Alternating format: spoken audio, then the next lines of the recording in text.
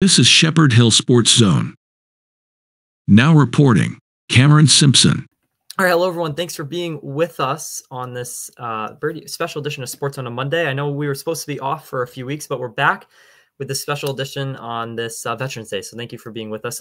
We have a special guest with us today, joining us via the phone. I'm about to bring him in, but I want to let you know a little bit about it. Nathan Howe. He was born on February 12th, 2012. He lived in Southbridge, Mass. And went right here to Shepherd Hill for 2016 to 2020. He played football his junior and senior year, and now is enlisted into the Marine Corps under the Security Forces contract and currently serving as a recruiter assistant for the recruiting substation at Worcester. So I want to bring him in right now. Thanks for joining us today, Nathan. First off, hello. Thank you for having me. I want to talk about why you joined the football team. I think I read it was your junior and senior year that you decided to do it. Have you always kind of been a sports guy? And what was the experience like for you? And did it shape kind of your future? Yeah, I definitely would say it did. Just that team building and mentality of like a unit cohesion and just being together. It definitely motivated me to find something else like that in my life. And I loved, like, the reason why I loved playing football at Shepherd Hill was because of the teammates and, being around like your brothers. That was so much fun. It was like, gave me a reason to keep going to school. So. Yeah, you guys were there for a couple successful years. I looked at it. I think I saw 8-3 when I looked for your final season. Yeah, we were pretty decent. Yeah, no, I was, but you were in that year where I think when I'm looking at it, you probably got affected by the COVID and all of that went down towards the end of your school career. How did that affect you athletically? Because you're trying to have a good senior year, obviously, and that had to hit you both athletically and probably academically, I would assume. Yeah. So I think it was like January or February, but I remember it was definitely a weird time, living through that. We got like an announcement at school that like, oh, school was going to be out for a week. Yeah. Nobody really knew what was going on. So, and then of course everybody was happy when it happened because it's like, yo, no school for a week. So, and then it turned to like Zoom classes, which was awful. Because nobody showed up to those classes, including myself sometimes. But it was tough, and it was tough on the teachers, and it was tough on the students. So, and then being stuck at home all day wasn't that fun, obviously. Yeah. So, were you always a football guy, or were there other sports that you like to go through when it came to Shepherd Hill? I mean, I loved football. I played a little basketball on the side with my friends that were on the team and stuff. And then I love lifting too. I still lift.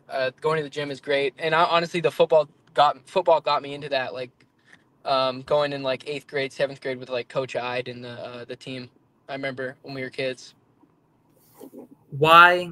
So after all that, were you always wanting to join the military, or is this something that kind of came to you? And why did you decide to get into the service?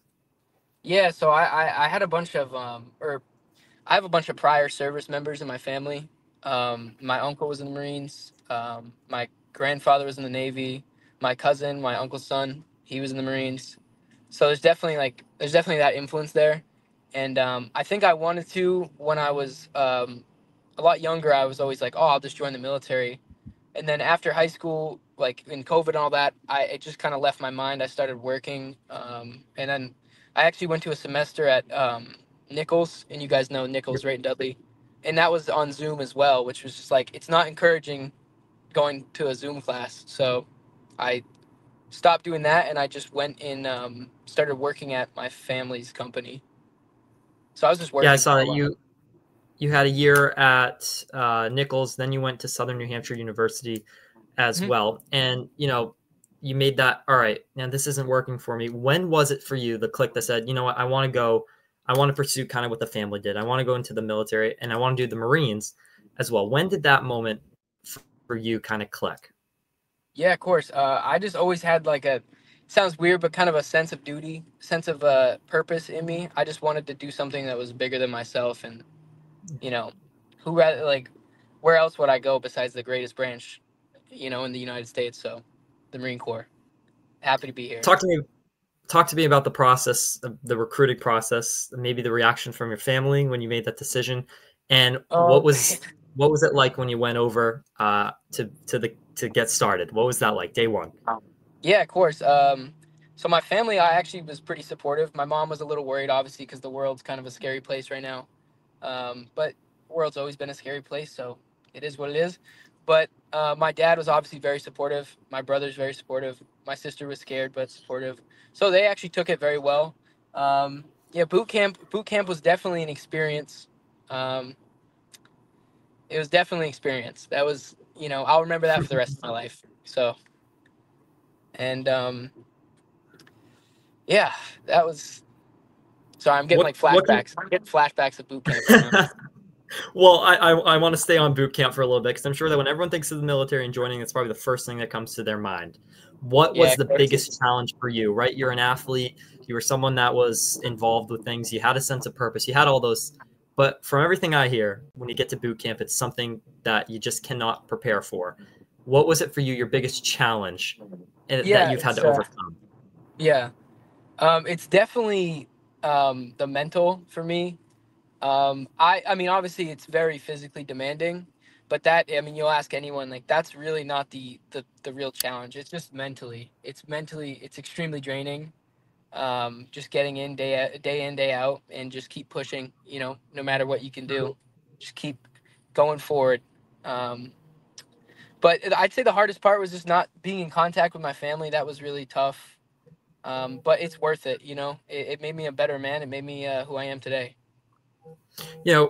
When you get that sense of competition, was that still there in boot camp? You get to meet people, or was it more of a, we're in this together? Or did you still have that sense of, I want to be number one still? I have that athletic competition. Yeah, definitely. That's just kind of engraved in the Marine Corps.